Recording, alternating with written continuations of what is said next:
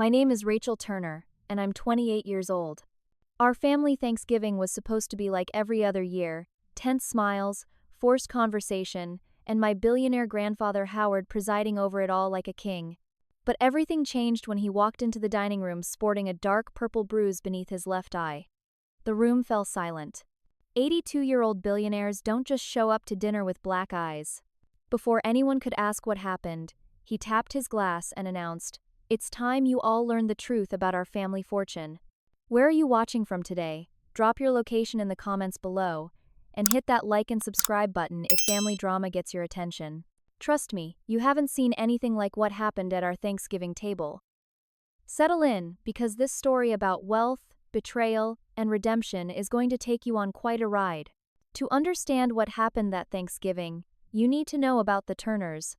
My grandfather Howard Turner built Turner Technologies from nothing, transforming a garage startup in the 1970 seconds into a global tech empire worth billions. His face has graced the cover of Fortune and Forbes. His name appears on university buildings, hospital wings, and the occasional list of potential presidential donors. The American dream personified. The Turner estate reflects this success: 20 acres in Connecticut with a main house spanning over 15,000 square feet, manicured gardens that require a staff of 8, and a view of Long Island Sound that real estate agents would kill to list. Thanksgiving at the estate is a tradition as polished as the silver serving dishes that grace the 20-foot dining table. My mother Elizabeth is Howard's daughter. She committed what the family considers the ultimate sin, marrying for love rather than strategic advantage. My father Robert teaches high school English and coaches baseball at a public school. They live in a modest 4-bedroom colonial in New Jersey that could fit in my grandfather's garage. Growing up, I straddled these two worlds uncomfortably, never quite belonging in either. Uncle James, my mother's brother, took the approved path. He married Patricia, daughter of one of my grandfather's business associates, had 3 perfectly groomed children, my cousins Alexander, Vanessa, and Madison, and stepped into his role as heir apparent at Turner Technologies without question. Their family occupies the east wing of the estate, with James serving as COO of the company. Family gatherings always felt like performances. My grandmother Elaine, before her death 5 years ago, orchestrated these events with military precision. She established the unspoken hierarchy: Uncle James' family at the center, my mother's family at the periphery. We were included because blood demanded it, not because we belonged. "Rachel, darling, how's that little apartment in Brooklyn?" Aunt Patricia would ask, somehow making "little apartment" sound like cardboard box under a bridge. "Still, with that nonprofit? How?" "Fulfilling that must be," cousin Vanessa would add, the implicit comparison to her 6-figure starting salary at Goldman Sachs hanging in the air. I attended these gatherings reluctantly, always counting the minutes until escape was socially acceptable. My mother insisted we maintain the connection, though I could see how each visit wounded her. "Family is family," she'd say with forced brightness on our drives back to New Jersey. The Turners cultivated a specific image for public consumption: philanthropic, visionary, the American success story.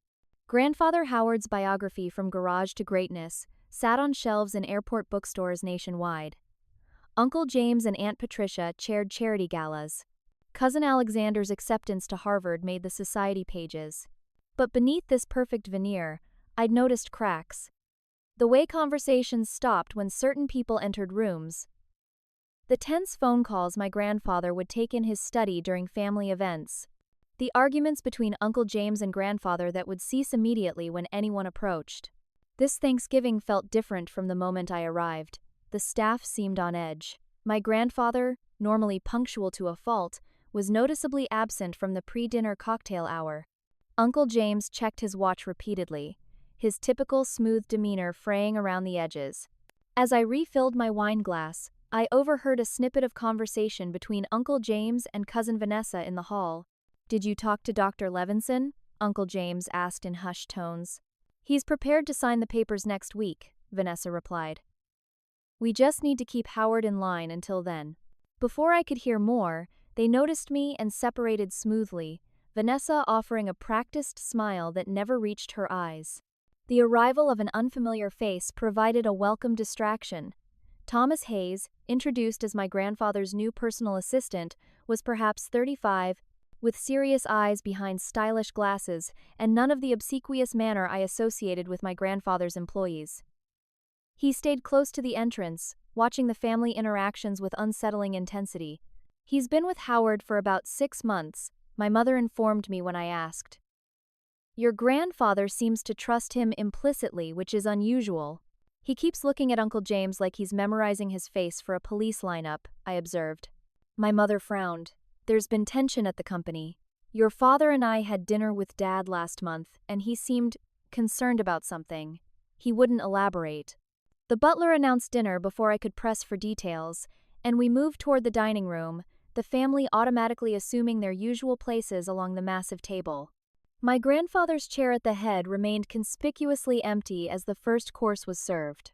The tension in the room was thick enough to cut with the silver butter knives resting beside our plates. Something was definitely wrong in the perfect Turner family, and we were about to find out exactly what. Dinner began with uncomfortable attempts at normalcy. Aunt Patricia commented on the centerpiece arrangements. Cousin Madison described her semester abroad in Paris. Uncle James checked his phone under the table, his jaw tightening with each glance. "Should we wait for Howard?" my father asked, always the one to address the elephant in the room. "He asked us to start without him," Thomas Hayes replied from his position near the door, causing several family members to start at his voice. They'd forgotten he was there, a useful quality in a personal assistant, typically, but something in his tone suggested he was much more than that. We were midway through the soup course when the dining room doors opened with dramatic timing. My grandfather entered, and conversations stuttered to a halt. Howard Turner was known for his commanding presence. At 6'2" with a full head of silver hair and perfect posture, he typically owned any room he entered. But this evening, it wasn't his presence that silenced the room. It was the unmistakable dark purple bruise surrounding his left eye, extending from his eyebrow to his cheekbone. "My apologies for the delay," he said calmly, as if nothing were amiss. He took his seat at the head of the table while 20 pairs of eyes studiously avoided staring at his injury. Cousin Alexander finally broke the silence. "Grandfather, what happened to your—" "We'll get to that," my grandfather interrupted, his voice carrying the authority that had built a billion-dollar empire. "Please, continue eating." The tension ratcheted up as we mechanically worked through the next course. Uncle James's knuckles were white around his fork. Aunt Patricia laughed too loudly at nothing in particular. My mother watched her father with worried eyes. After what felt like hours, my grandfather set down his utensils, dabbed his mouth with his napkin, and looked around the table. "I suppose you're all wondering about this," he said, gesturing to his black eye. "Did you fall, Dad?" my mother asked, concern evident in her voice. "In a manner of speaking," my grandfather replied. "I fell into the realization that I've been blind to what's been happening in my own family and company." Uncle James shifted in his seat. "Howard, is this really the appropriate time?" "It's exactly the appropriate time, James," my grandfather cut him off sharply. "Thanksgiving is about truth, isn't it? About acknowledging what we're grateful for? Well, I'm grateful that I discovered the truth before it was too late." He reached into his jacket pocket and removed several folded papers, placing them deliberately on the table beside his plate. "These are financial records from Turner Technologies' private accounts. Accounts that only 2 people should have access to, myself and our CFO." He looked directly at Uncle James. "Would you like to explain to the family why your personal authorization appears on transfers totaling more than $30 million over the past 18 months? The room went completely still. My uncle's face drained of color, then flushed deep red. "This is absurd," he sputtered. "You're misinterpreting normal business operations." "Am I?" My grandfather unfolded the papers. "Transfers to offshore accounts in the Cayman Islands? Shell companies that trace back to your personal holdings? Is that normal business operations, James?" Aunt Patricia placed a manicured hand on her husband's arm. "Howard, you're upsetting everyone. Perhaps this should be discussed privately." "I tried that approach yesterday," my grandfather replied, touching his bruised eye meaningfully. "James didn't take it well." Gasps echoed around the table as the implication sank in. My uncle, the polished, Harvard-educated heir apparent, had physically attacked his 82-year-old father. "You hit Grandpa?" Cousin Madison whispered, staring at her father in horror. Uncle James stood abruptly, his chair scraping against the hardwood floor. This is a witch hunt. Howard is getting older, becoming paranoid, seeing conspiracies where there are only standard business practices. Is that your defense? My grandfather asked quietly. That I'm senile? How convenient that would be for you. Thomas Hayes stepped forward from his position by the wall. Mr. Turner asked me to investigate discrepancies in the company finances 3 months ago. I have complete documentation of the embezzlement, including video of Mr. James Turner accessing secure financial systems using unauthorized credentials. Who the hell is this guy really? Uncle James demanded, pointing at Thomas. Some hired gun brought in to fabricate evidence against me? He's a forensic accountant with an impeccable reputation, my grandfather replied. And he witnessed your assault on me yesterday when I confronted you privately with these findings. My mother's face reflected shock and pain. James, tell me you didn't steal from the company. Tell me you didn't hit Dad. My uncle's expression hardened. Elizabeth, you've never understood what it takes to maintain this family's position. You ran off to play house with your schoolteacher, while I've spent 30 years building Turner Technologies. By stealing from it? I couldn't stop myself from asking. Uncle James' gaze swiveled to me, cold with contempt. The prodigal granddaughter speaks. Tell me, Rachel, what have you contributed to this family legacy with your little nonprofit job and Brooklyn apartment? Enough, my grandfather's voice cracked like a whip. The embezzlement is only the beginning of what I've discovered. There are much bigger secrets this family needs to face. What are you talking about? Aunt Patricia asked, her voice trembling. My grandfather's expression was grim. The truth about how Turner Technologies began. The truth about the fortune that supported this family's privilege for decades. Uncle James laughed without humor. Now we get to the senility. Dad's going to rewrite history next. Not rewrite it, James, my grandfather replied quietly. Reveal it, for the first time. The air in the room seemed to thicken as my grandfather prepared to continue. Whatever came next would change our family forever. The truth about our fortune was about to be exposed, and judging by the fear in some family members' eyes, it wouldn't be the inspiring success story we'd all been raised on. Grandfather Howard stood, commanding the room's attention despite his age and injured appearance. The crystal chandelier cast harsh shadows across his face, highlighting the bruise and the grim set of his mouth. Turner Technologies wasn't born in my garage through innovation and perseverance, he began, his voice steady. That's the myth I've perpetuated for nearly 50 years. The reality is much uglier.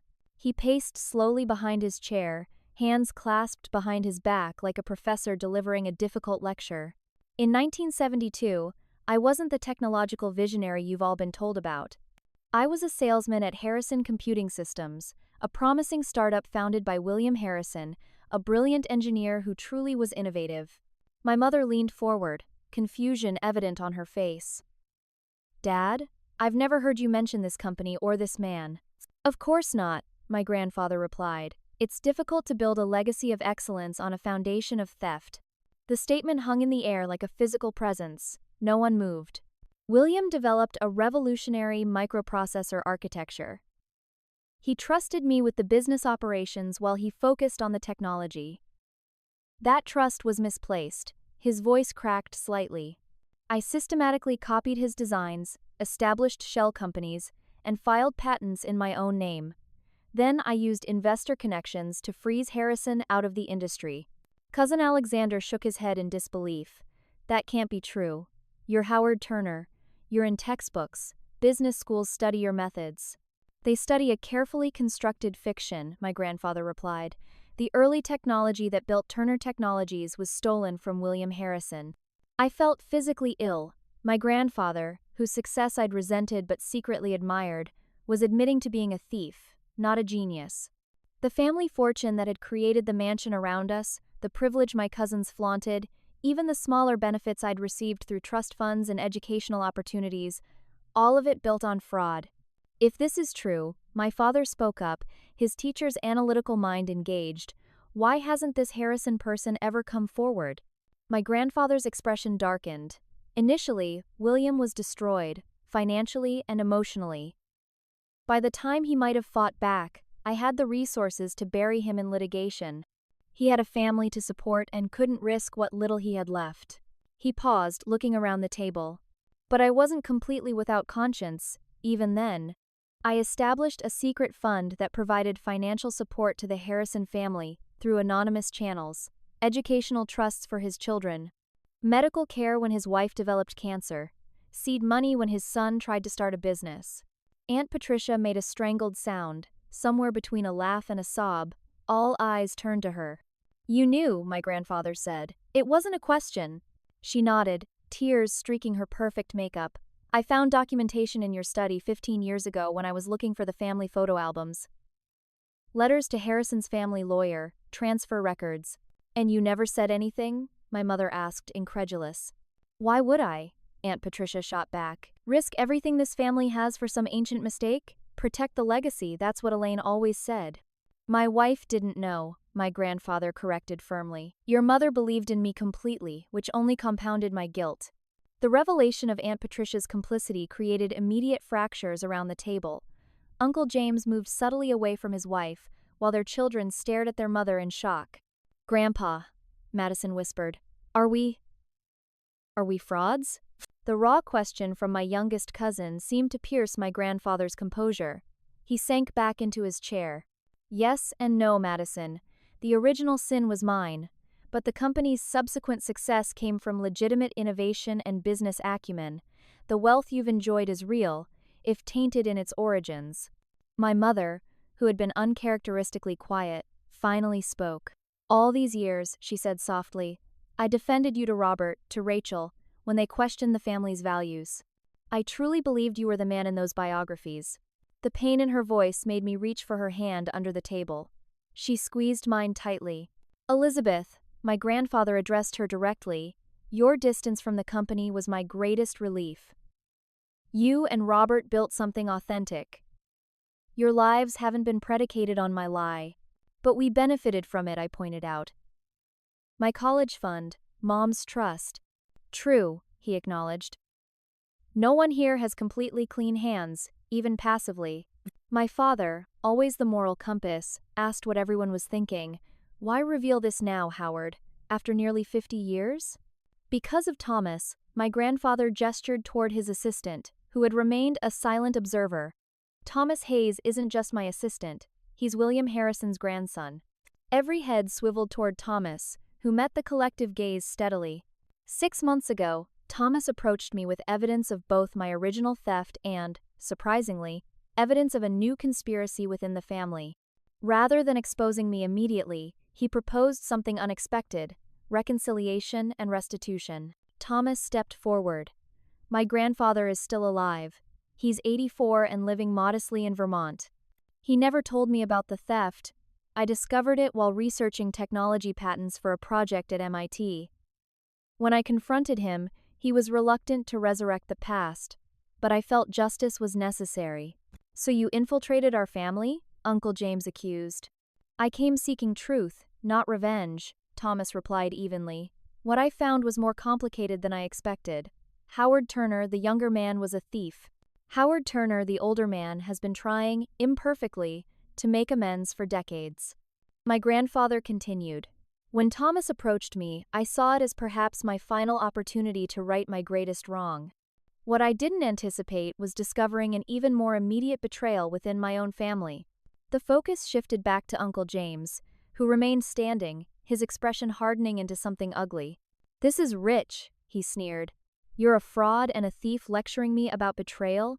At least I stole from another thief." "James!" my mother exclaimed. "Oh, save it, Elizabeth," he snapped. "You've been living in your self-righteous bubble for decades. Do you know why I started taking company funds? Because I discovered Dad's secret payments to the Harrisons years ago. I figured if he was giving away millions to ease his guilty conscience, I deserved compensation for maintaining the precious Turner reputation." The cascade of revelations was overwhelming. Our family mythology was unraveling thread by thread, exposing a tapestry of lies, theft, and betrayal spanning generations. The perfect image of Turner's success and philanthropy now seemed like an elaborate facade concealing a foundation built on quicksand. As dinner sat forgotten, more truths emerged. My grandmother's letters, discovered after her death, revealed she had suspected something about the company's origins but had chosen loyalty to her husband over pursuing the truth. My father admitted he had harbored doubts about the Turner fortune for years but kept them private out of respect for my mother's feelings. And Thomas Hayes, the catalyst for this Thanksgiving of truth, explained how he had worked closely with my grandfather for months, reviewing evidence of both past and present wrongdoing, building a case for genuine restitution rather than exposure and destruction. The family I thought I knew was transforming before my eyes. The villains and heroes weren't who I'd believed them to be. And my billionaire grandfather with his bruised face suddenly seemed more human, more fallible, and paradoxically more worthy of respect in his belated honesty than he ever had been in his polished perfection. As servants cleared the barely touched dinner plates, Grandfather Howard took a deep breath and continued his revelations. The embezzlement and my original sin are only part of what I've discovered. He nodded to Thomas, who placed a leather portfolio on the table. This contains documentation of something far more personal and immediate. Uncle James remained standing, his posture defensive. Aunt Patricia dabbed at her eyes with a monogrammed handkerchief, her facade of family devotion crumbling. For years, I've had a clear succession plan for Turner Technologies and the family fortune, my grandfather explained. James would assume control of the company. Each grandchild would receive a substantial trust fund upon my death. Elizabeth and Robert would receive the vacation properties and a lifetime stipend. He opened the portfolio and removed a stack of legal documents. 3 months ago, I began experiencing concerning memory lapses and confusion. Dr. Levinson, our family physician for 20 years, diagnosed me with early-stage dementia. My mother gasped. "Dad, why didn't you tell me?" "Because it wasn't true," Thomas interjected. "There was no dementia." "What do you mean?" I asked. My grandfather's expression hardened. The symptoms were real, but the cause wasn't cognitive decline. I was being drugged. The accusation landed like a bomb. Eyes instinctively turned to Uncle James, who scoffed dramatically. "This is absurd. You're actually accusing me of poisoning you now?" "Not you directly," my grandfather replied. "But yes, that's precisely what I'm saying." Thomas became suspicious when he noticed my symptoms appeared and disappeared irregularly. He had my regular tea tested and found elevated levels of benzodiazepines. Thomas opened another folder. We installed hidden cameras in Howard's private study and quarters. We have video evidence of Patricia adding something to his tea service twice weekly. Aunt Patricia's face crumpled. Uncle James stepped in front of her protectively. "This is an outrageous accusation. Patricia would never—" "Mom," Alexander's voice cracked as he addressed his mother. "Is this true?" Aunt Patricia's shoulders slumped in defeat. "It was only to help secure our future," she whispered. "James said we needed leverage in case Howard changed the succession plan. The medication was just enough to cause confusion, not harm him." The admission stunned the room into silence. Madison pushed away from the table and fled, sobbing. Alexander stared at his parents with undisguised revulsion. "The drugging was part of a larger strategy," my grandfather continued relentlessly. "These documents show James, Patricia, and several company board members were preparing to have me declared mentally incompetent."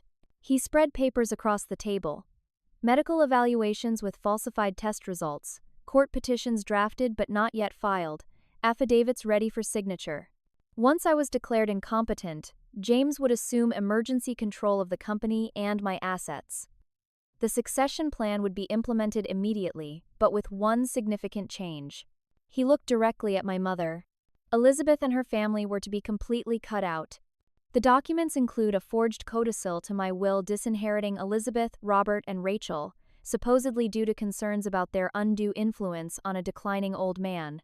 My mother's face went pale. "James, you were going to cut us out completely? After everything?" "You left the family," James shot back. "You chose that teacher over your birthright. Why should your daughter benefit from a fortune you rejected?" "I didn't reject the family," my mother replied, her voice steady despite her evident pain. "I just refused to make my life choices based solely on financial advantage." My father put his arm around her shoulders. "We never wanted the money, James. We just wanted to remain part of the family. A convenient position when you thought your daughter would eventually inherit millions despite your choices," Uncle James sneered. "Enough, James," my grandfather interrupted. Your plan had a fatal flaw. Dr. Levinson has more loyalty than you anticipated. He contacted me privately with concerns about discrepancies between my actual condition and the evaluation reports being drafted. Cousin Alexander, who had been unusually quiet, suddenly spoke up. It's true, he admitted, not meeting anyone's eyes. I was there when Dad and Mom discussed the plan with Dr. Levinson. They needed him to formally diagnose dementia. I didn't know about drugging Grandpa, but I knew about the competency challenge. His confession silenced even Uncle James temporarily. Vanessa stared at her brother in shock, then turned to me. I knew too, she admitted, tears welling in her eyes. Dad said it was for Grandpa's own protection, that he was making bad decisions. I didn't question it until I overheard him telling Mom that they'd make sure Elizabeth and her brood wouldn't see a penny. The family was fracturing along new lines now, not just the old division between my mother's family and Uncle James's, but between those who had known about the conspiracy and those who hadn't. Your plan might have succeeded, my grandfather told James, if Thomas hadn't already been investigating the company finances. His presence gave me a trusted ally outside the family circle. I don't understand why you'd trust a stranger with the Harrison name over your own son, Uncle James protested, but his indignation sounded hollow. Because Thomas approached me with truth, however painful, while you approached me with deception, my grandfather replied simply, when faced with these two paths, I chose truth. Thomas produced a tablet computer and pulled up surveillance footage showing Patricia adding something to a teapot in my grandfather's study. Another clip showed Uncle James and two board members reviewing documents labeled competency evaluation while discussing timeline scenarios. We've documented at least 6 instances of drugging and 12 conspiracy meetings over the past 4 months, Thomas explained. The evidence is conclusive. Uncle James finally seemed to realize the gravity of his situation. His expression shifted from defiance to calculation. Dad, you have to understand the pressure of preserving what you built, he began, his tone conciliatory. Perhaps I took extreme measures, but I was protecting the Turner legacy, your legacy. By drugging me? By planning to declare me incompetent? By cutting out half the family? My grandfather's voice was cold. No, James, you weren't protecting my legacy. You were stealing it, just as I once stole from William Harrison. He turned to address the entire table. The cycle ends now. The truth about Turner Technologies will be acknowledged. Restitution will be made to the Harrison family. And the future of the company and our family wealth will follow a very different path than any of you have anticipated. Uncle James' face darkened with renewed anger. If you think you're going to hand my birthright to Elizabeth's teacher husband and their do-gooder daughter, you misunderstand, my grandfather interrupted. No one is getting what they expected, not even Elizabeth. He looked around the table, his injured face solemn. My entire succession plan has been reconsidered in light of what I've learned about this family, both its past sins and its present conspiracies. As my grandfather prepared to reveal his new plan for the Turner fortune, the Thanksgiving dinner we'd gathered for lay forgotten. The truth had become our only sustenance, bitter though it was to swallow. After discovering James's embezzlement and the competency plot, I realized I needed to investigate deeper, my grandfather explained, nodding to Thomas. We implemented comprehensive security measures throughout the estate and company headquarters. Thomas opened his laptop and turned it toward the table. We installed hidden cameras in key locations after detecting the drugging attempts. The system was completely independent from Turner Technologies' regular security, which James had compromised. The screen showed a grid of surveillance feeds. My grandfather's study, the company boardroom, Uncle James's office, even the estate's main hallways. You spied on your own family? Uncle James demanded, outrage evident in his voice. Ironic coming from the man who was drugging his father, my mother observed dryly. Thomas clicked through several video clips. Uncle James and Aunt Patricia in heated discussion about accelerating the timeline. Board members reviewing documents labeled Succession Implementation Confidential. Cousin Vanessa accessing my grandfather's private computer when he wasn't present. I also kept a detailed journal documenting my symptoms and interactions, my grandfather added, producing a leather-bound notebook. The correlation between my episodes and Patricia's access to my tea was unmistakable once we began tracking it. He flipped through pages of meticulous notes, dates, times, symptoms, and meetings where James had questioned his decision-making in front of others. The plot extended beyond James and Patricia, Thomas continued. We have recordings of Vanessa manipulating company stock information to boost her personal portfolio value using insider knowledge. Vanessa flushed crimson. It was just a few trades. Dad said it was perfectly legal if we were careful. It was securities fraud, Thomas corrected calmly, and the SEC would take a very different view than your father. Grandfather Howard turned to Madison, who had returned to the room but stood apart from her parents. You were not involved in any of this, Madison. The evidence confirms that. She nodded, tears still visible on her cheeks. They never told me anything. I'm so sorry, Grandpa. The revelations continued, each more damaging than the last. Email threads showing board members loyal to James preparing to challenge my grandfather's competency. Financial reports manipulated to hide both the embezzlement and the company's true value from shareholders. The most surprising evidence came from an unexpected source, my grandfather said, his voice softening.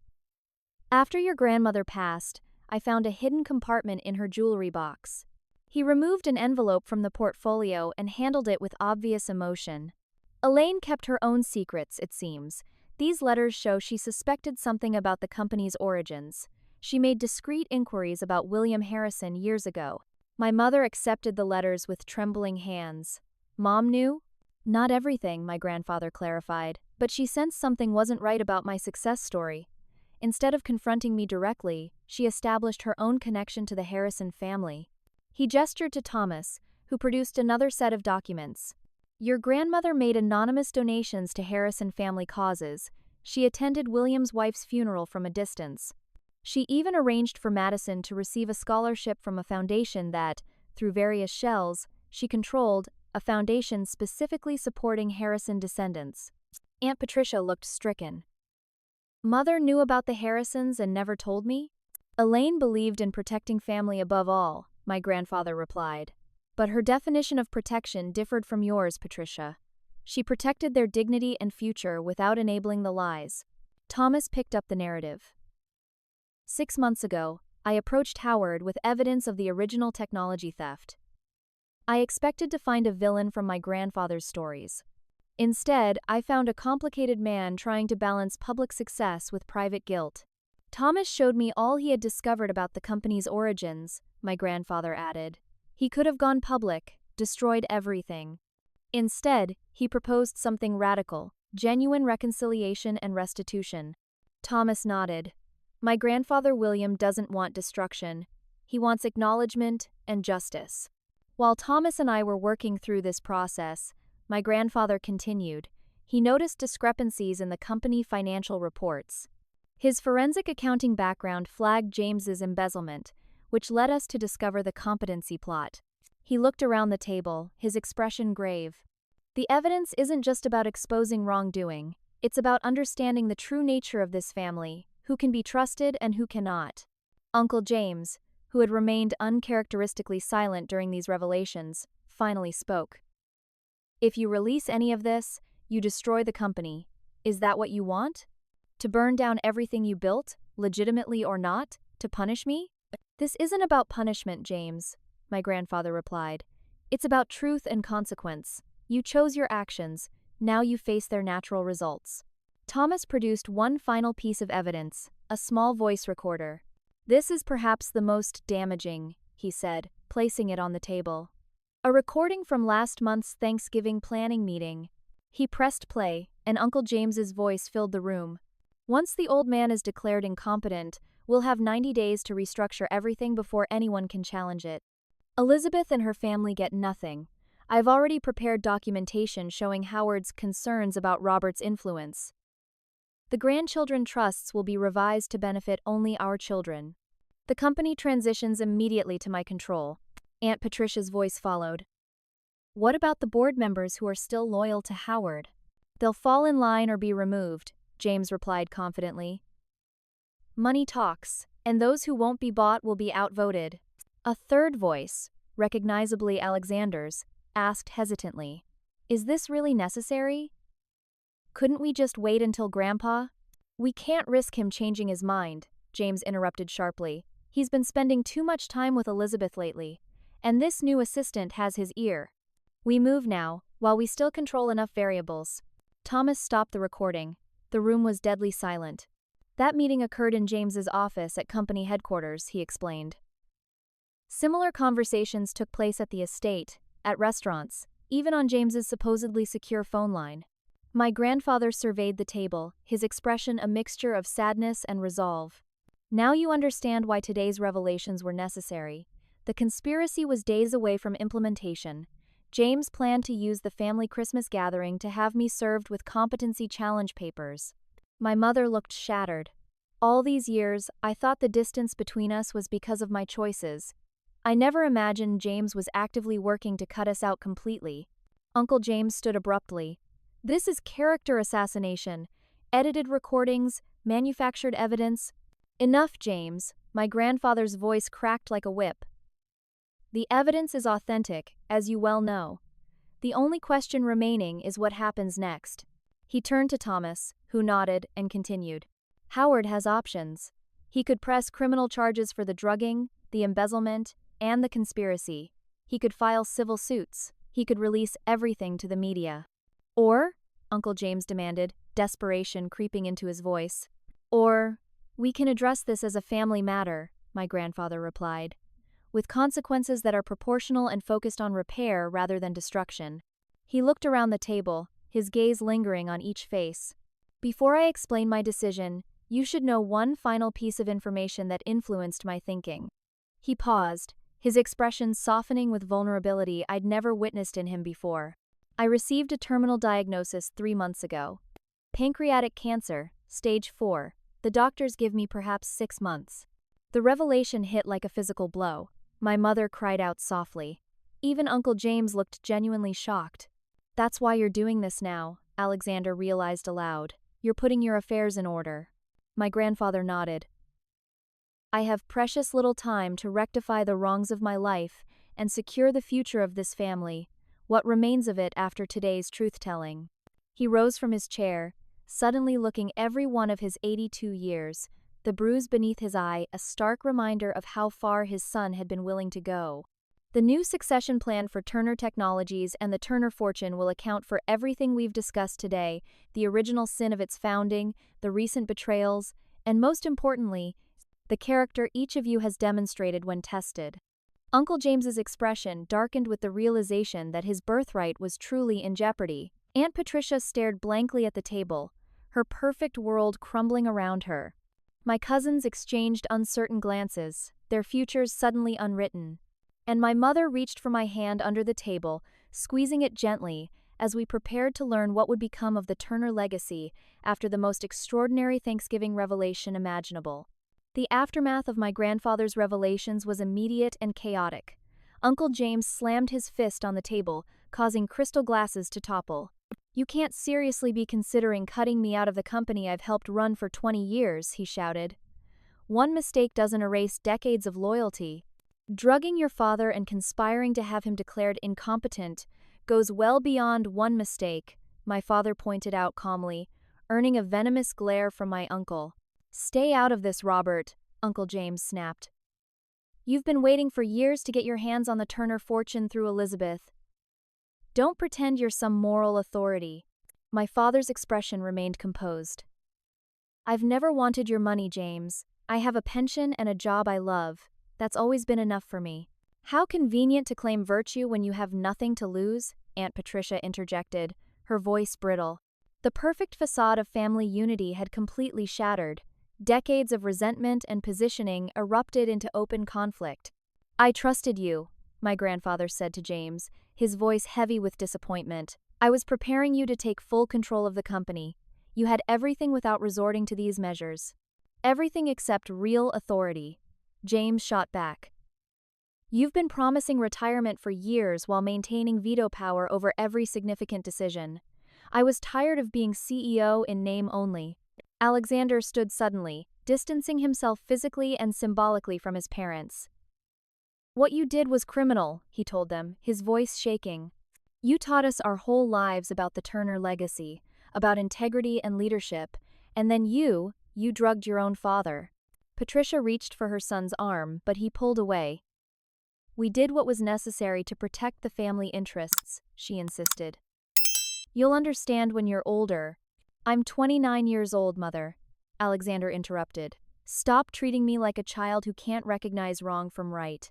Madison, the youngest cousin at 23, was openly crying. Did you ever even care about Grandpa as a person? Or was he just the key to the money for you?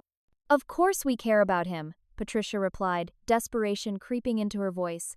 Everything we did was for this family. You mean for yourselves? Vanessa corrected, surprising everyone by breaking ranks with her parents. Let's be honest for once. This wasn't for the family, it was for control and money. James turned on his daughter.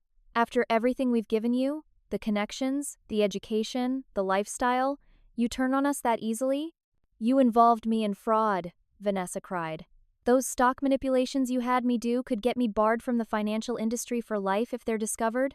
The family continued fracturing along unexpected lines. Gregory, Patricia's husband and the silent observer until now, revealed he had been kept in the dark about the extent of his wife's involvement. You told me Howard was getting confused and needed help, he said to Patricia, hurt evident in his voice. You never mentioned drugging him or false medical reports. You didn't need to know the details, she replied dismissively. I'm your husband of 30 years, Gregory responded.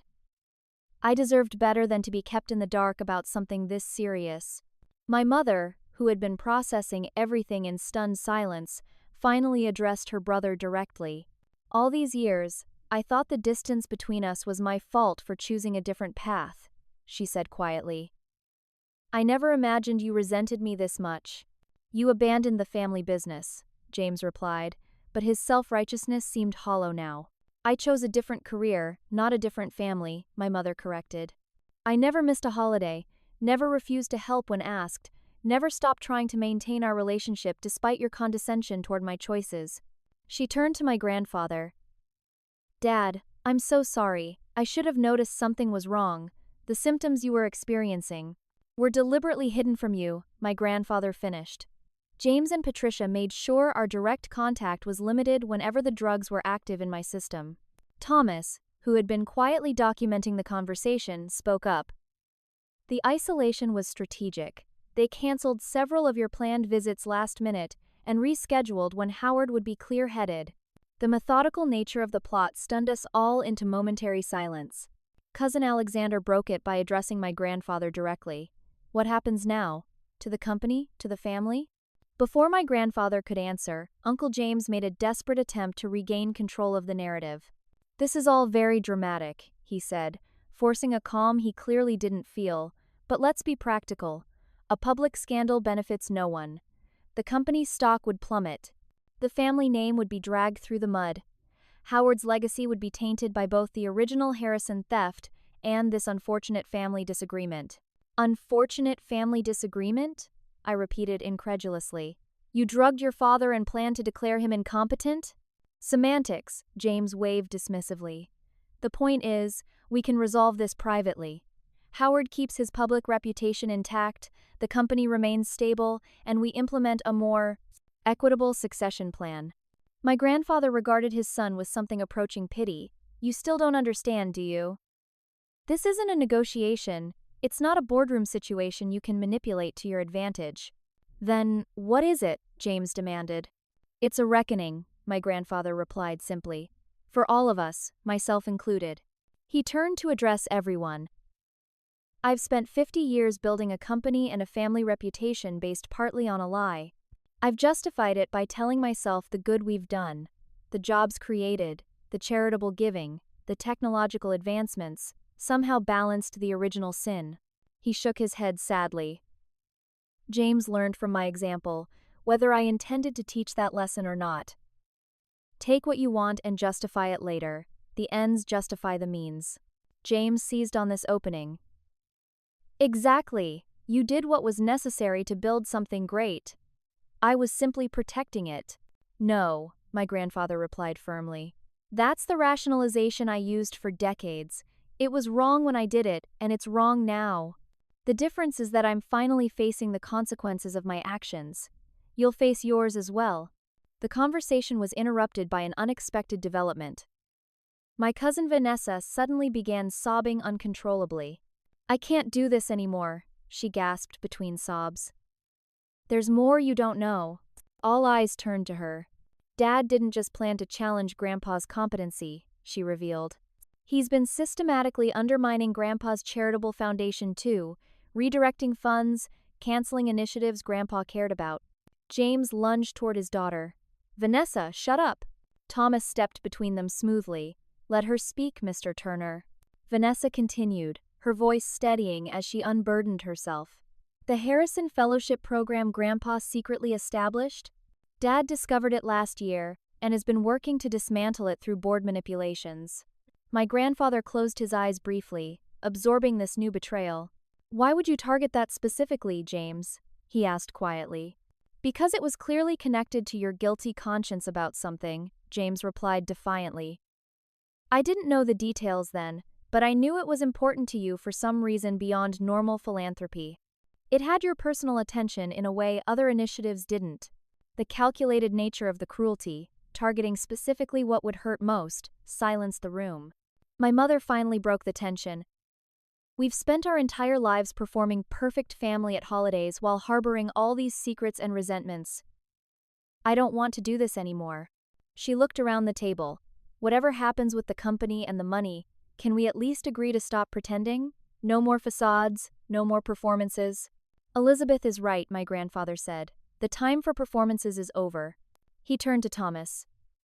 Please bring in our final guest. He's been waiting in the library. Thomas nodded and left the room. The remaining family members exchanged confused glances. Who else could possibly need to witness this disaster? Aunt Patricia muttered. The answer came moments later when Thomas returned with an elderly gentleman using a walker. He was thin but carried himself with dignity despite his obvious physical frailty. I'd like you all to meet William Harrison, my grandfather announced, the true founder of what became Turner Technologies. The shock was palpable. The mythical figure from the evening's revelations was suddenly flesh and blood before us, his presence making the abstract concrete in an instant. William Harrison surveyed the room with clear, intelligent eyes that belied his 84 years. His gaze settled on my grandfather. Hello, Howard, he said, his voice surprisingly strong. It's been a very long time. The family watched in stunned silence as the two elderly men, one who stole a future and one who had it stolen, prepared to confront their shared past face to face. William Harrison took a seat at the table with Thomas's assistants, the empty plates and forgotten Thanksgiving meal creating a surreal backdrop for this momentous meeting. Thank you for coming, William, my grandfather said, his voice carrying a vulnerability I'd never heard before. I know this wasn't easy. William nodded. 50 years is a long time to wait for a conversation, Howard. My grandfather turned to the rest of us. William has been part of the discussions about the future of Turner Technologies for the past 3 months. Any decisions about the company's future needed to include him first and foremost. Uncle James looked like he might explode. You invited an outsider to determine the fate of our family company? He's not an outsider, my grandfather replied sharply. Without William Harrison, there would be no Turner Technologies. His intellectual property formed the foundation of everything we've built. William raised a hand in a calming gesture. I didn't come here for revenge or to destroy what's been built. At my age, bitterness is a luxury I can't afford. He surveyed the family with surprisingly kind eyes. I came because Thomas convinced me that real justice was possible, not just for me, but for both our families. My grandfather nodded to Thomas, who opened his laptop and projected a document onto the wall screen. The title read, Turner Harrison Foundation, Succession and Governance Structure. This is the new organizational framework for both the company and the family assets, my grandfather explained. It represents months of careful planning with input from William, Thomas, and trusted advisors with no connection to the family dynamics. He gestured to the screen, which showed a complex organizational chart. Turner Technologies will become a public benefit corporation with a dual-class share structure. 60% of voting shares will be held by the new Turner Harrison Foundation, a charitable entity with a legally binding mission to use technology for social good. Uncle James' face flushed deep red. You're giving control of the company to a foundation? Not just any foundation, my grandfather corrected. The governance structure ensures family representation while preventing any individual from wielding unilateral power. Thomas scrolled to the next slide, showing the foundation's board structure. The board will have 7 members, my grandfather explained. 2 Harrison family representatives, initially William and Thomas. 2 Turner family representatives, and 3 independent directors with expertise in technology ethics, corporate governance, and philanthropy. Which Turner family representatives? James demanded, though his tone suggested he already knew the answer. Elizabeth and Rachel, my grandfather replied without hesitation. The announcement hit like a thunderclap. My mother gasped. I felt momentarily dizzy.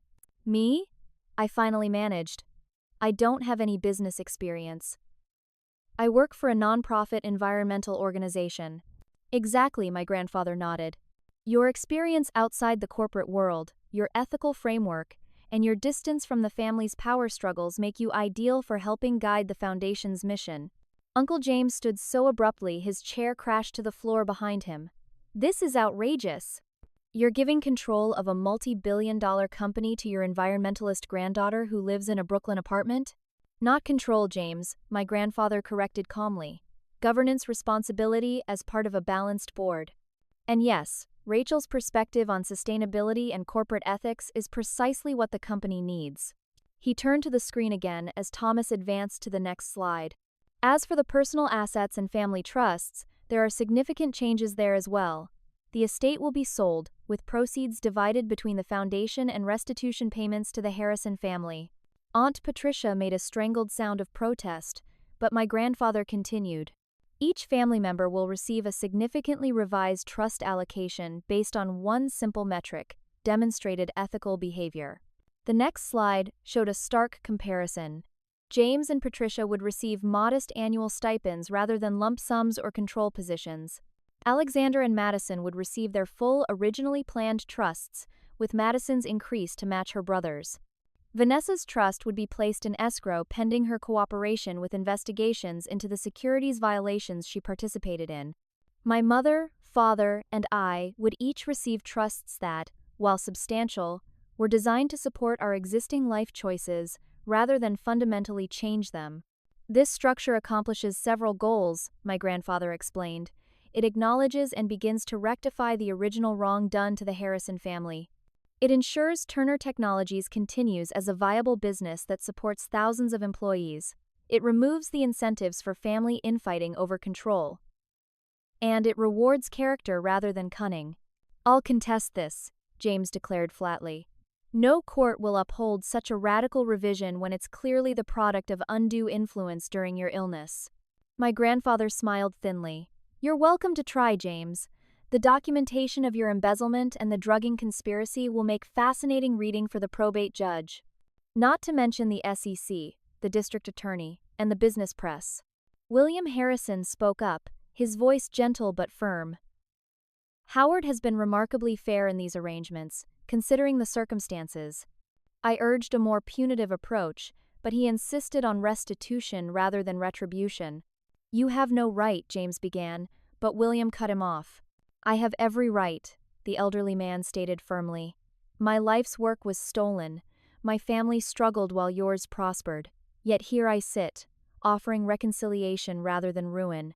You would be wise to consider what that means, young man. The quiet dignity in William's rebuke silenced even James temporarily. My grandfather continued, addressing the family. There's another condition to these arrangements. Family members who wish to contest the new structure forfeit their stipends and positions entirely. Those who accept it must agree to certain ethical covenants, including regular financial transparency and psychological counseling. Counseling? Patricia scoffed. Like we're disturbed children? Like people who have been shaped by decades of family dysfunction, my grandfather corrected, myself included. I'll be participating in family therapy for whatever time I have left. He looked around the table, his expression softening. This isn't just about money and control, it's about healing a family fractured by secrets, lies, and misplaced values. Some of that healing may not be possible in my lifetime, but I want to create the conditions where it could happen eventually. My mother, who had been processing everything in stunned silence, finally spoke. Dad, I don't know if I'm qualified for this responsibility. I'm an art history professor, not a business person. You're exactly what's needed, Elizabeth, William Harrison said unexpectedly. Someone with perspective beyond profit margins and market share. Someone who values creation over acquisition. Thomas advanced to the next slide, showing a detailed timeline. The transition begins immediately. Howard has already executed the legal documents establishing the foundation and restructuring the trusts. As a show of good faith, he stepped down as CEO, naming an interim leadership team of company veterans with no family ties. "You've already done this?" James asked, incredulity mixing with dawning comprehension. "Without even discussing it with me first?" "Yes," my grandfather replied simply, "just as you planned to have me declared incompetent without discussing it with me first." The symmetry was undeniable, and for once, James had no retort. My grandfather turned to me directly. "Rachel, I know this comes as a shock. You're not obligated to accept the foundation position. Take time to consider it." I looked around the table, at the family that had always made me feel slightly inadequate, slightly excluded. Now, somehow, I was being handed a role in shaping its future. "Why me?" I asked quietly. "I've never shown any interest in the company or the wealth." "That's precisely why," my grandfather replied. "You've built a life based on your values rather than family expectations. The foundation needs that independence." William Harrison nodded in agreement. "My family lost our chance to guide the technology we created towards social good. I'd like to see that opportunity restored through someone uncontaminated by the original theft." The weight of their trust felt simultaneously honoring and terrifying. I nodded slowly, not yet committing but acknowledging the offer's significance. Alexander cleared his throat. "What about those of us who knew about parts of the plot but didn't actively participate? Where do we stand?"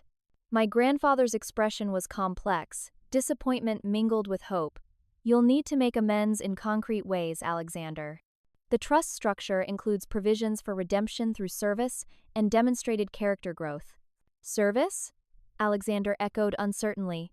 2 years working with the Foundation's community technology initiatives," Thomas explained. "Using your business skills to help implement programs in underserved areas, real work, not a ceremonial position." My cousin considered this, then nodded slowly. "That seems fair." The conversation continued as each family member absorbed the implications of the new reality. Madison, who had remained uninvolved in her parents' schemes, would receive educational support to complete her graduate studies. My father would chair a new educational initiative bringing technology resources to public schools nationwide. Even James and Patricia weren't completely cast out, though their position had changed dramatically. They would receive sufficient funds for comfortable living, but nothing approaching their former luxury. Their continued inclusion in family matters would depend entirely on their acceptance of the new reality and commitment to behavioral change. As the details unfolded, I watched my family reconfiguring before my eyes, alliances shifting, priorities realigning, the meaning of the Turner name itself transforming from wealth and power to responsibility and restitution. My billionaire grandfather with his bruised eye had orchestrated not just a new inheritance plan, but a complete reimagining of our family's purpose, converting a legacy built on theft into one centered on repair. Whether we could live up to that vision remained to be seen, but the path forward was now unmistakably clear. As the formal presentation of the new inheritance structure concluded, the unified family gathering fractured into smaller, intense confrontations. Uncle James cornered my grandfather near the fireplace, his voice low but intensity radiating from his rigid posture. 50 years of building this company, and you're handing control to a foundation? To Elizabeth and her daughter who've contributed nothing? He demanded. My grandfather met his son's gaze steadily. They've contributed integrity, James, something you sacrificed for power. Don't lecture me about integrity, James hissed. You built everything on stolen technology. At least I only stole from another thief. You're right, my grandfather acknowledged, surprising James. My original sin doesn't excuse yours, but it likely enabled it. The values I demonstrated through my actions spoke louder than any lectures about honesty I gave you growing up. His candor momentarily deflated James's anger. So what now? I just accept being sidelined? Become the family pariah? That's entirely up to you, my grandfather replied. There's a path to limited reconciliation if you're willing to admit your wrongs, make restitution, and commit to counseling. Psychological evaluation? Monitoring of my finances? Living on an allowance like a child? James scoffed. You can't possibly expect me to accept those terms. I expect you to make a choice, my grandfather corrected, between pride and family, between vengeance and healing. The same choice I finally made after 50 years of running from the truth. Across the room, Aunt Patricia had collapsed onto a settee, mascara streaking her perfectly made-up face. The estate will be sold, she repeated numbly. Our home, all of it, gone. You have 3 months to find appropriate housing, Thomas explained without sympathy. The foundation will provide a relocation allowance. How generous, she replied bitterly. My mother approached her sister-in-law cautiously. Patricia, I know we've never been close, but this must be overwhelming. If you need support during the transition— Support? Patricia laughed incredulously. From the woman who just inherited my position? Please, Elizabeth, spare me your pity. It's not pity, my mother replied evenly.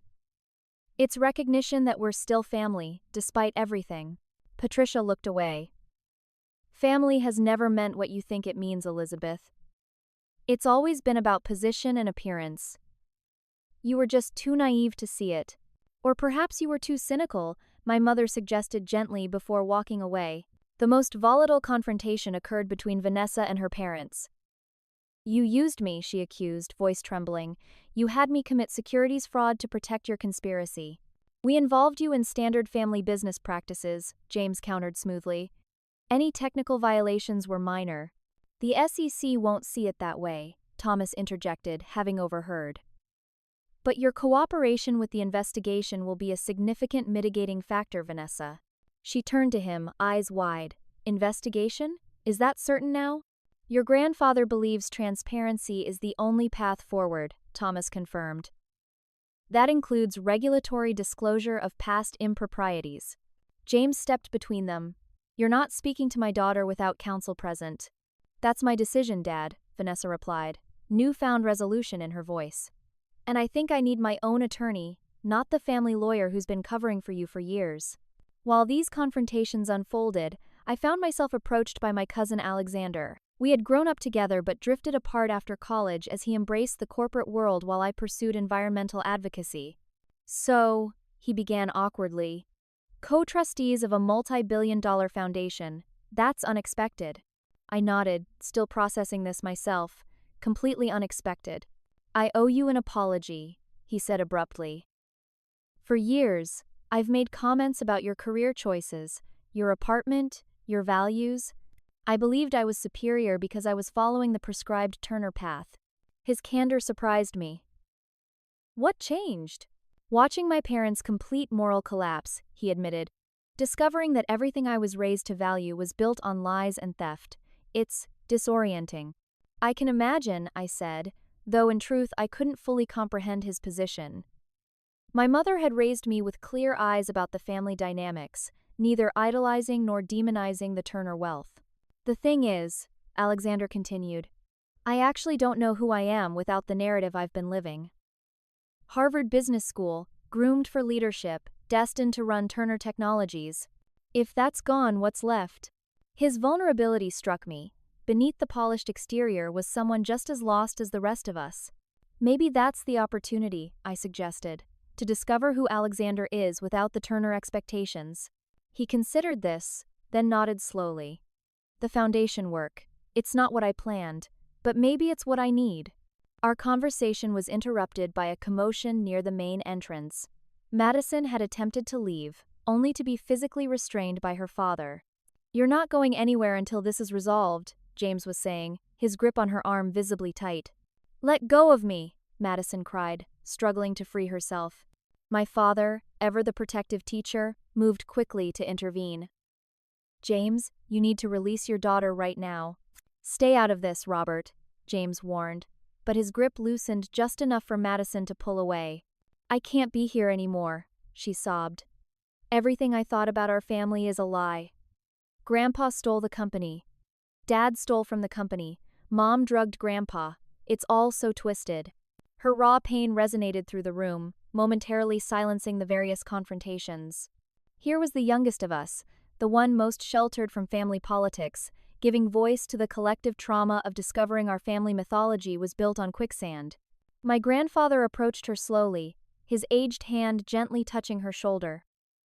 "Madison, you're right to be devastated. What's happened in this family is inexcusable, myself included. But if there's any redemption to be found, it starts with acknowledging the truth. How can we ever be a normal family after this?" she asked, voicing the question hanging over all of us. "We can't," he admitted, "but perhaps we can become something different. Something better founded on truth rather than deception." The most unexpected confrontation came when Thomas led William Harrison over to James. The elderly inventor studied the man who would have inherited the company built on stolen technology. "You look like your father did at your age," William observed. "Same confidence, same certainty." James stiffened. "If you're expecting an apology for something that happened before I was born, I'm not expecting anything from you," William interrupted calmly. "I simply wanted to see the man who felt entitled to steal twice from the same source." "I didn't steal from you," James protested. "The money your father promised my family in his conscience payments? The ones you discovered and diverted?" William raised an eyebrow. "That was indeed stealing from me, young man. Twice removed, perhaps, but theft nonetheless." James had no response to this direct accusation, particularly with Thomas standing witness with documentation in hand. As the evening progressed, the confrontations began to exhaust themselves. Raw emotion gave way to pragmatic considerations. James and Patricia huddled with their personal attorney, who had been summoned urgently. Alexander and Madison spoke quietly in a corner, occasionally glancing at their parents with expressions mixing resentment and confusion. My mother, father, and I found ourselves naturally gravitating toward William Harrison, whose presence somehow anchored the chaotic evening. "I never expected this day would come," William told us, his voice reflective. "For decades I've lived with the knowledge that my life's work made another man a billionaire. I fantasized about confrontation, about justice, about vindication. And now that it's happening?" my mother asked gently. William smiled wryly. "Now I find myself more interested in repair than revenge. At 84, I've learned that bitterness preserves nothing worth keeping." He turned to me directly. "Your grandfather tells me you've dedicated your career to environmental sustainability. That the technologies my work helped create might now be directed toward healing rather than just profit. That matters more to me than any financial restitution." The weight of his words, the responsibility inherent in them, settled over me. "I'll do my best to honor that vision," I promised. As the evening drew to its exhausted close, one final confrontation remained, the most fundamental one between the two elderly men whose actions had set everything in motion 50 years ago. My grandfather and William Harrison sat together in the library, the family dispersed to process the evening's revelations. Thomas had invited me to witness this private moment, sensing its historical importance for both families. "I practiced an apology for decades," my grandfather admitted, his voice thick with emotion. "Rehearsed explanations and justifications. None of them seem adequate now that we're face to face." William nodded. "I practiced responses too. Righteous anger, dignified forgiveness. Neither feels quite right in this moment." "What does feel right?" my grandfather asked quietly. William considered the question carefully. "Acknowledgement," he finally said. "Simple, complete acknowledgement of what happened and what was lost." My grandfather nodded slowly. "I stole your invention, your future, and your rightful place in technological history. I built my fortune and reputation on your brilliance while you struggled. No justification changes those facts." "Thank you," William replied, his voice steady. "That acknowledgement means more than you might imagine." The two men sat in silence for a moment, the weight of 50 years hanging between them. "I don't know if forgiveness is possible," William finally continued, "but I do know that carrying anger hurts only myself at this point. What matters now is what happens next, how this wrong is addressed going forward." My grandfather extended his hand tentatively. "Partners in repair, if not in the original enterprise?" William hesitated, then clasped the offered hand. "Partners in ensuring the next chapter is better than the last." As I witnessed this moment of reconciliation between victim and perpetrator, I realized that the transformative power of truth, however painful, however long delayed, Was the real inheritance being passed down that extraordinary Thanksgiving? 1 month after the Thanksgiving revelation, I stood in my grandfather's study helping him sort through decades of accumulated papers. His terminal diagnosis had sharpened his focus on completing the massive restructuring before time ran out. "How are you feeling today, Grandpa?" I asked, noticing the increased pallor in his complexion.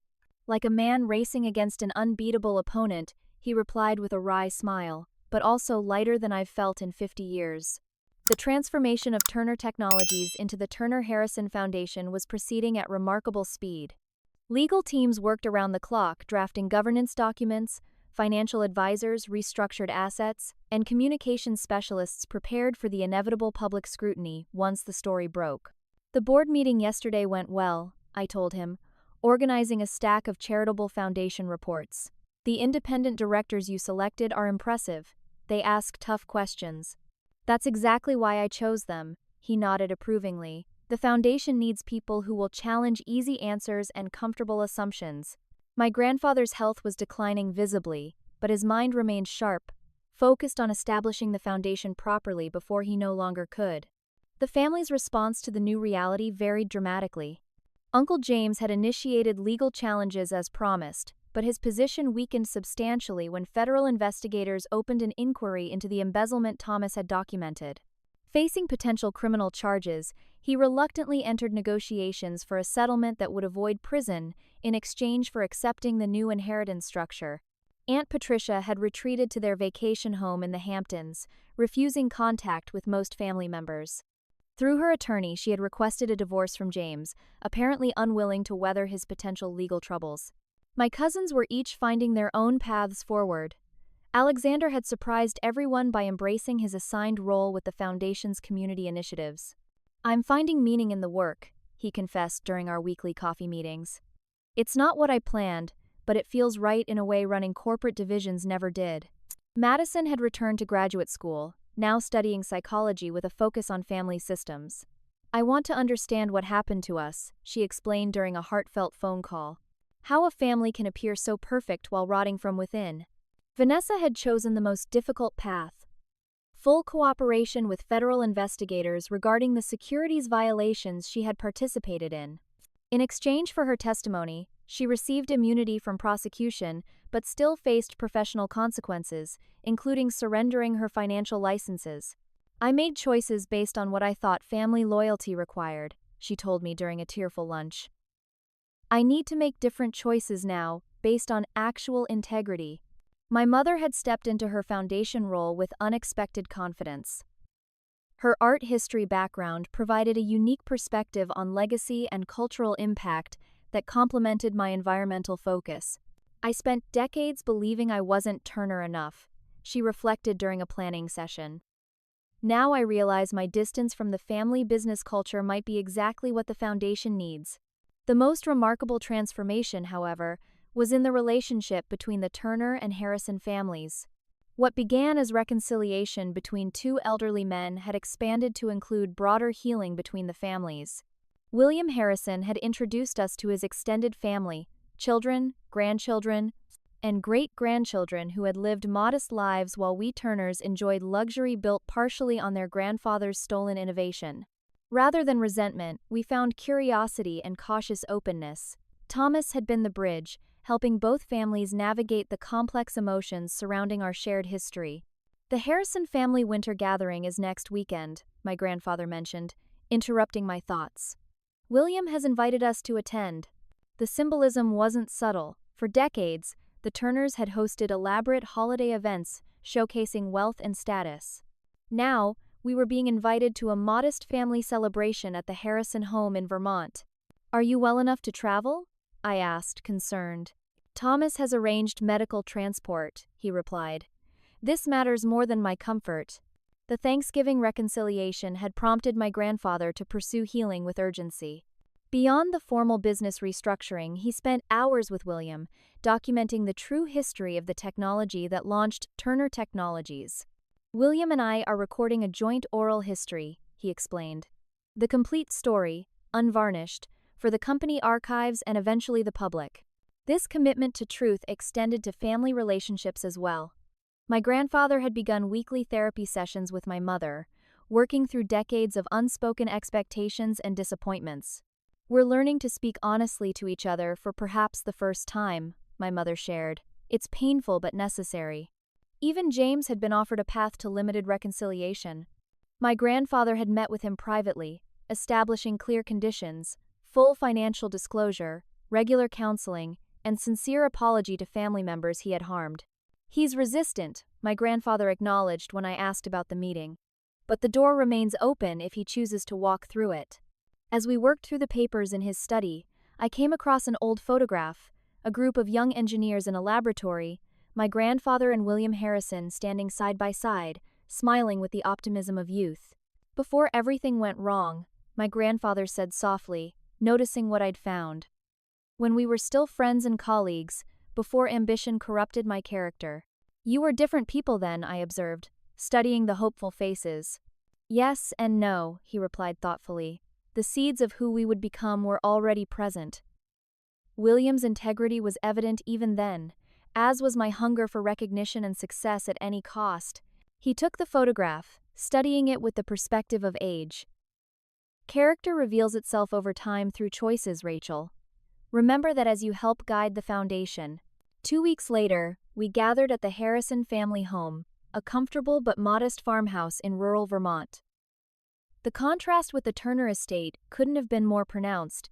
Here was warmth without ostentation, welcome without performance.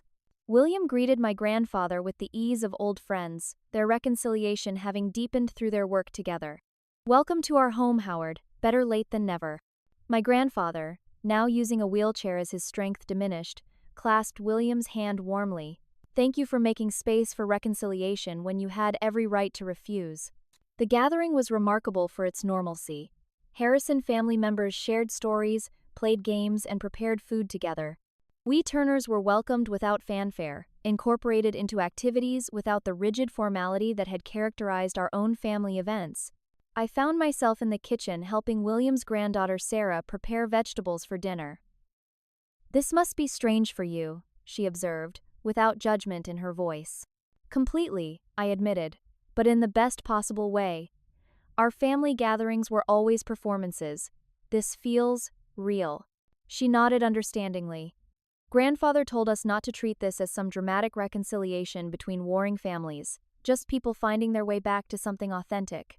Later that evening, my grandfather and William sat together near the fireplace, their conversation animated despite my grandfather's weakening condition. They were reviewing documents, technical diagrams that appeared to be from the original technology development. Thomas explained when I inquired. They're correcting the historical record, a joint paper crediting William properly as the primary inventor. After 50 years, I marveled. Better late than never. Thomas echoed his grandfather's earlier words. This matters deeply to both of them, setting the record straight before they can't. As I watched the two elderly men working together, I realized I was witnessing something profound, the closing of a circle that had remained painfully open for half a century. My grandfather caught my eye and beckoned me over. Rachel, William, and I have been discussing the Foundation's first major initiative. We'd like your input. I joined them, surprised to be included in their conversation. What initiative? A Technology Ethics Institute, William explained, focusing on responsible innovation and equitable access to technological advancement. My grandfather nodded, something that might prevent future Howard Turners from exploiting future William Harrisons. We'd like you to develop the initial framework, William added. Your environmental background gives you perspective on long-term impacts and unintended consequences. Their trust humbled me. I'll do my best, I promised, though I'll need guidance from both of you while it's available. A shadow passed over my grandfather's face, acknowledgement of his limited remaining time, which is precisely why we're having this conversation now. The symbolism wasn't lost on me. The man who had stolen a technological legacy was now entrusting his own legacy to the next generation, with explicit instructions to do better than he had done. As the evening progressed, I observed the mingling of our families, tentative at first, then increasingly comfortable. Madison deep in conversation with William's great-granddaughter who was also studying psychology. Alexander discussing sustainable business models with Thomas. My parents exchanging family stories with William's children. This is what healing looks like, my grandfather observed quietly when I rejoined him. Not perfect, not complete, but beginning. 3 months after that evening, we gathered again, this time at a small private cemetery in Connecticut. My grandfather had died peacefully the previous week, having completed the foundation's establishment and the public announcement of the true history of Turner Technologies. The media storm had been intense but brief. The business world quickly absorbed the revelation that Howard Turner hadn't been the sole genius behind the technology, adjusting the historical record while acknowledging the legitimate accomplishments that followed the original theft. William Harrison stood beside our family at the graveside service, supported by Thomas. He made his peace, William said simply when offering condolences. That's more than most of us manage in this life. Uncle James attended, standing slightly apart from the main family group. His legal challenges had been withdrawn in the final weeks of my grandfather's life. Whether this represented genuine reconciliation or pragmatic acceptance remained unclear, but it was a beginning. As we departed the cemetery, Thomas fell into step beside me. The Foundation Board meets next week to approve the Ethics Institute proposal. Are you ready? I considered the question carefully, as ready as I can be, given the circumstances. It feels like an enormous responsibility. It is, he acknowledged, but you're not carrying it alone. That's the point of all this. Breaking the cycle of individual ambition and replacement it with collaborative stewardship. His words captured precisely what my grandfather had been working toward in his final months, transforming a legacy built on individual achievement and theft into one founded on shared responsibility and ethical guidance. The Turner Harrison Foundation would never erase the original sin of its creation. The pain caused by decades of deception couldn't be undone. The family fractures might never fully heal. But the path forward had been irrevocably altered by one Thanksgiving revelation and my grandfather's bruised face that had finally forced us to confront the truth. As William Harrison had wisely observed, better late than never. Have you ever experienced a family secret being revealed that changed everything you thought you knew? How did it impact your relationships and identity? Share your experiences in the comments below. If this story resonated with you, please like and subscribe to hear more authentic family stories that explore the complexities of legacy, wealth, and reconciliation. Don't forget to share with someone who might be struggling with their own family dynamics. Sometimes knowing we're not alone in navigating complicated relationships is the most powerful gift we can receive. Thank you for listening to my story, and remember that it's never too late to choose truth over comfortable deception.